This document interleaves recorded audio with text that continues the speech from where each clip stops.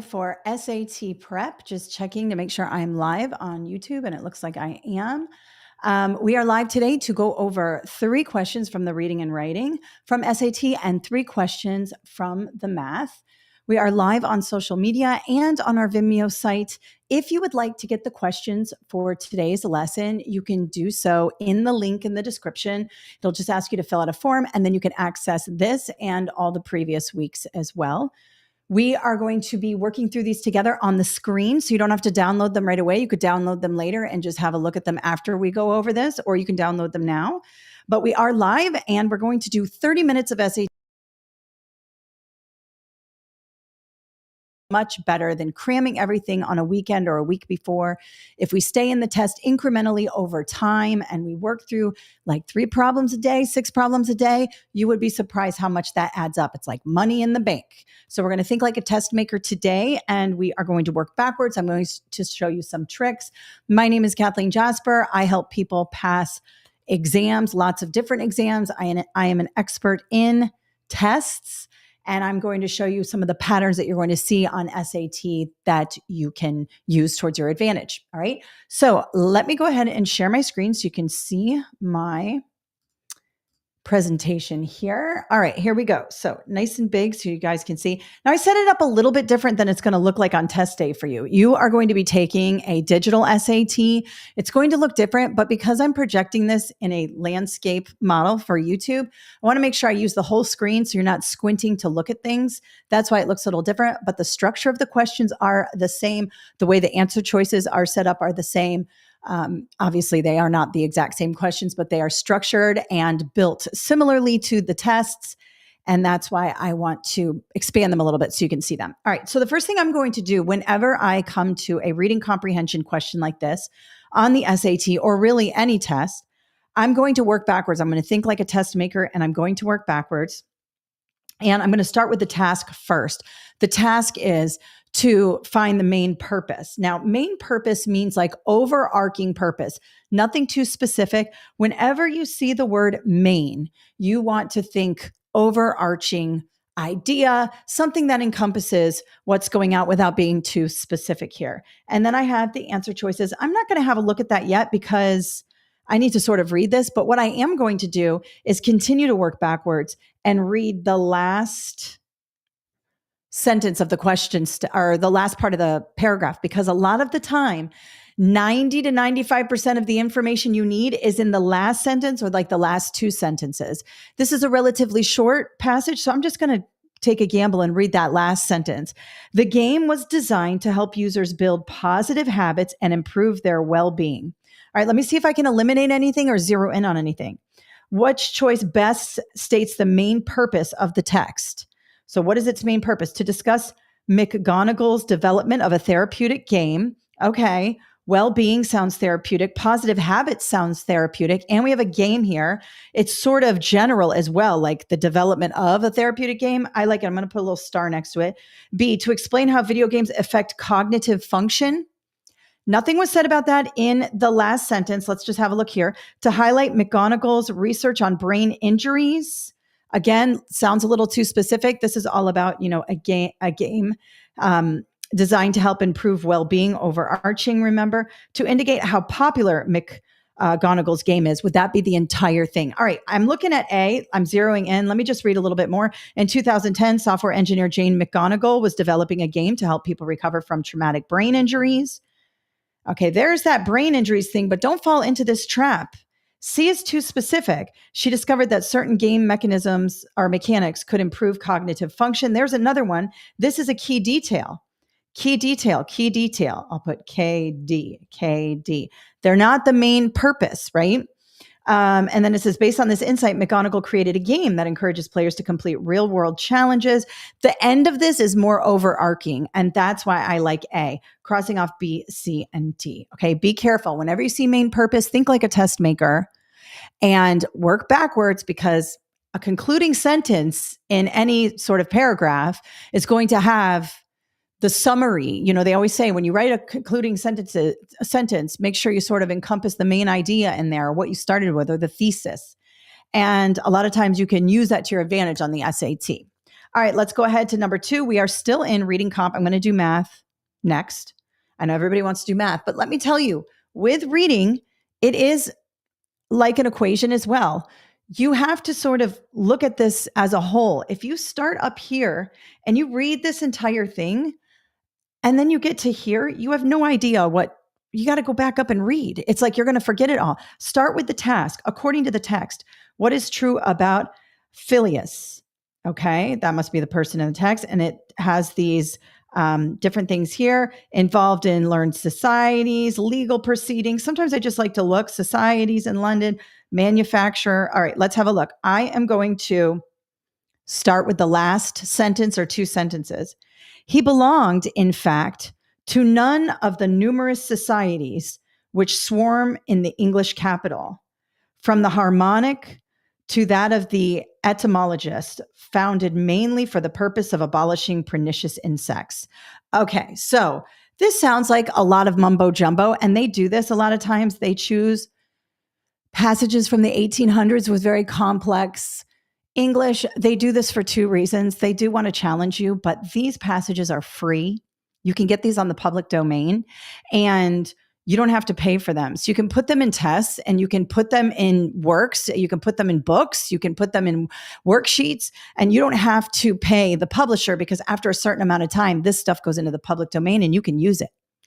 And that's why they use a lot of this. And so we have to get used to reading some of these old passages.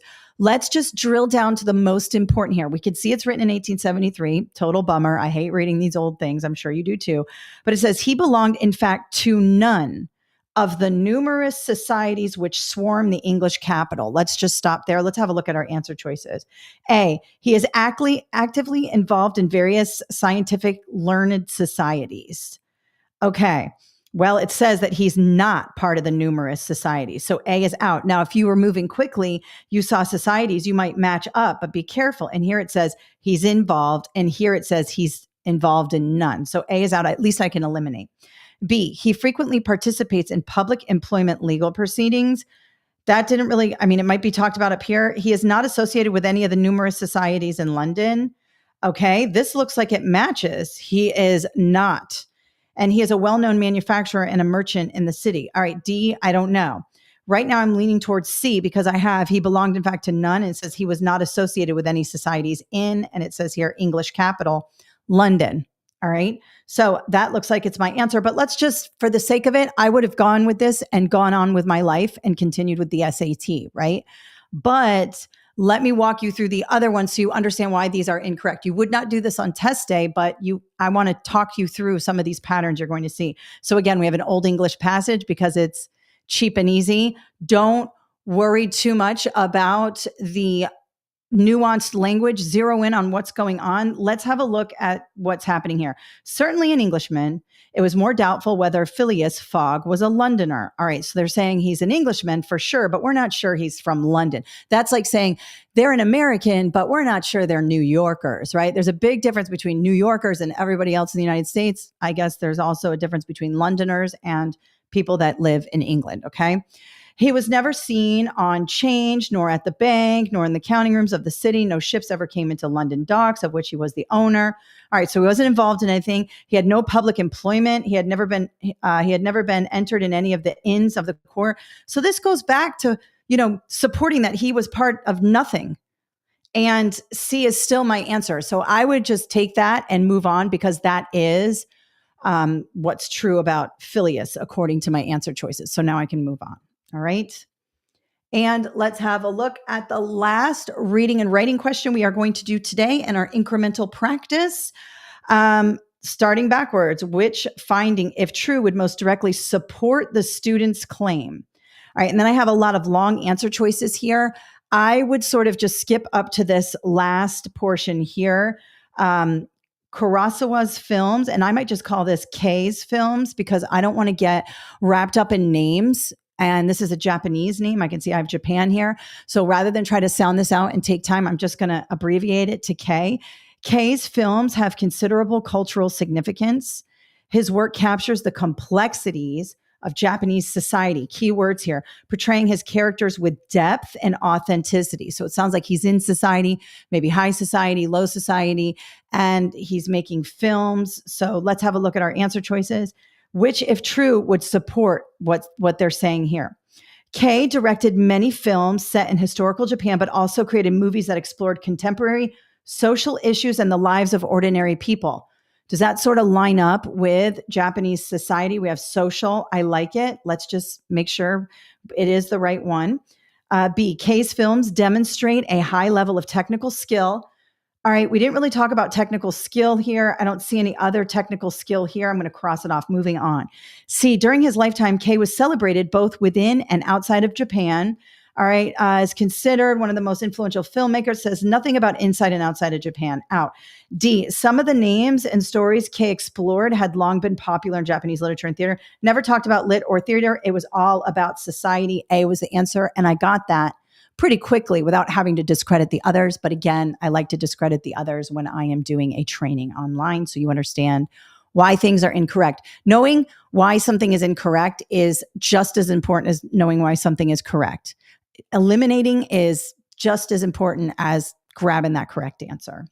All right, let's get into the math. Okay, so I've got one that I'm going to be using Desmos with. I'm sure some of you would probably use Desmos for this radian question for number 1, but I'm just going to do it by hand because I feel like I do it better by hand. Some of you, I do a lot of things by hand. I do a lot of things by old school calculator because that's how I learn and that's how I'm most comfortable.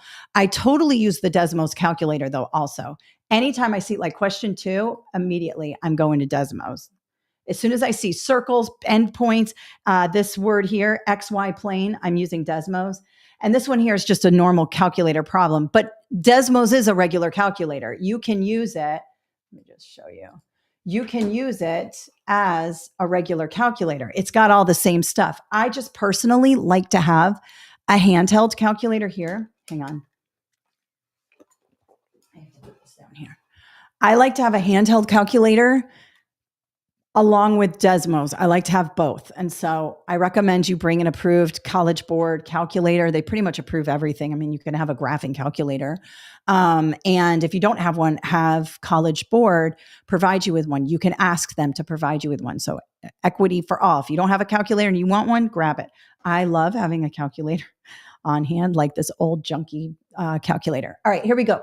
So we are going to wait for the Desmos. We are going to use it for number 2. But let's go here. All right. I've seen these on a lot of the practice tests. They're done in different ways. Sometimes it says, so let me read. You can see my answer choices working backwards. Think like a test maker. They're all in degrees. Okay. When you see degrees, either you're talking about Celsius and Fahrenheit conversion or you're talking circles. I can see pi here. So I know I'm dealing with not converting to Fahrenheit or Celsius or anything like that. Okay, and I have the measure of angle A is 3 pi over 4 radians. The measure of angle B is pi over 12 radians, greater than the measure of angle A. What is the measure of angle B in degrees? Okay, it may also say that A is this and B is this plus this, right? They say that too. It's worded different ways. Here's what you're going to do. You're going to treat these two things like fractions and you're going to add them because B is greater than 3 pi over 4, right? And we're looking for B. So we're looking B equals 3 pi over 4 plus pi over 12, right? That's what we're looking for because it's pi over 12 greater than 3 pi over 4. All right, we have a problem here. Treat it just like a fraction. We need a common denominator. So let me make sure I got this right. Okay, we need a common denominator. So 4 is a factor of 12, or 12 is a multiple of 4. So what do I need to multiply 4 to get to 12? 3. And what do I need? Whatever I do to the top, bottom, I need to do the top. So we're doing that here. Let's go ahead and bring it down just so you know. And again, I'm going very slowly. I'm doing the math. I'm sure a bunch of you already have the answer, but I'm just showing the people the math. And so this becomes 3 times 3 is 9 pi over 12 plus pi over 12, common denominator now. All right. And we get 10 pi over 12. All right. Now, this, I combined them. I added them. I've got them. So let's bring it here. 10 pi over 12.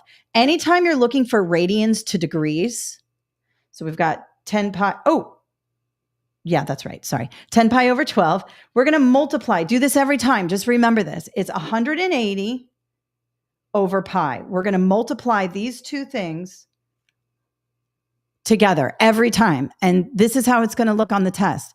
You're going to have two different radians. One is going to be bigger than the other. Add them, get the common denominator, add them, and then multiply the sum of those two fractions, multiply them by, or multiply it by 180 over pi. And this should be degrees equals. All right. So here we go. Now the pi's cancel out because this becomes 1800 pi over 12 pi, right? And pi divided by pi is 1. It's gone. Okay. So we've got 1800 divided by 12. Handy dandy handheld. 1800 divided by 12. Be careful. I put 180 divided by 12. It's 150 degrees C. Again, you could probably put this in Desmos. I'll mess around with it. I don't want to do it live right here, but you probably could put it into Desmos. But like I explained it to you, but you could do this fairly quickly and be done with it and get the right answer. Okay, now let's have a look at question 2. This is where I am going to use Desmos. Let me just pull this up here like that. Okay. So right away, I see XY plane. So I am going to move this over here and I'm going to, let me move this back here a little bit and let's go here. Okay. I am going to put this circle into Desmos here. Anytime I see a circle, I'm going to put it in. And remember, I can use the keyboard and so can you. You can also use the mouse, but I'm going to give you some keyboard shortcuts so that you can sort of get used to the keyboard. When you're practicing at home, use it on your desktop because that's how it's going to be on test day. And so get to know, this will slow you down if you're trying to like click the right bracket and all that. Just go parentheses. So shift 9. Here we go. X minus 3. And you just do that in the keyboard normal, X minus 3, close parentheses, and then you hit shift and then 6 because that's the caret. It looks like this, 6. And this little thing there. So you hit shift and on Desmos, and I've tested it on the SAT Desmos as well through their site, through their Blue Book online, and it does work. And you can just put the superscript like that. Then you have to click the arrow over because if I start, look what happens if I type here. See how it stays up in the superscript? Hit the arrow over and it'll bring it down to the, let me show you. It'll bring it down from up at the 2 to down here where I can then put my plus sign and then open parentheses, y minus 10, close parentheses, shift 6 for the caret, hits that superscript, goes up, 2, arrow over, and then equals r, shift 6, 2. Okay. Now, let me zoom out a little bit. There we go. Okay. Now, I'm going to hit the slider here, and you can see I have my circle. We're going to zoom in there. All right. Now I want to keep plotting. Like, let's just pretend. And honestly, I didn't know how to do this. I'm not a math teacher. I can do math and I can teach it to you. But a lot of you math teachers out there, you know exactly why this is this. I'm talking to people who are pressed for time. You are like, oh my gosh, here's a circle and here's some endpoints, and you forget the formula, or you just haven't learned it yet. Even some of you are sophomores. Some of you, haven't gotten to this math yet. All right, use Desmos. Let's put in the endpoints. Put everything into Desmos and see what happens. So we have 3, 5, and then we have 3, 15. All right, and then I'm going to hit label because I want to see them. Okay.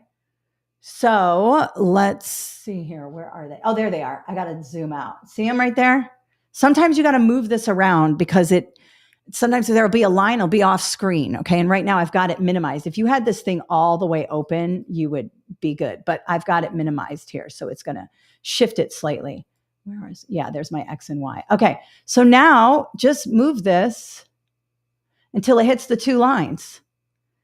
And I've got R as 5. That's the answer. 5. Now that's a lot, but you know what? You know how I did this? I was like, oh, can I use Desmos on this? And I put it in. I was like, oh, then let's put the endpoints in. And I'm like, what's this slider? And I went back and forth. I go, oh, and then I hit it on the things and it kind of clicked on it. You know how when it's intuitive, it'll kind of stop on a point. It stops and then there they are. And then R is 5 and it's looking for R. So just play around with this at home. Also on test day, if you don't know how to do something, throw it into Desmos. All right. And the last one here, we don't need Desmos for this, but I do want you to pay attention to questions like this. Whenever you're asked to convert, and here you're going from square miles to square yards, right? How many square yards are in the park? Right away, you want to think conversion and you want to convert first. You need to convert 1760 yards into square yards first. If you try to multiply 1760 and you multiply that by 525 first and then you square it, you're going to get a different answer. Okay. Also, 9 times out of 10, and I talked about this before for exponential growth, on these where you're going from miles to square miles, it's one of the larger numbers in the set. Okay. So if you're getting too low of a number, you want to be here and probably here. But let's see. I'm going to take out my handheld. You could also do this in Desmos. Let me just show you really quick. You could just get out of here. You're done with this. And then just go 1760. And you could either do times 1760 or you could do caret squared. And there's your number. Pretty easy. And then you take that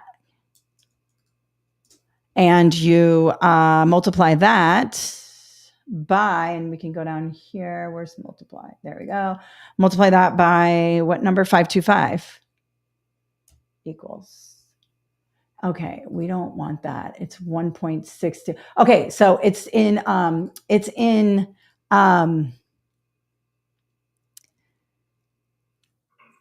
what is it in? It's in scientific notation.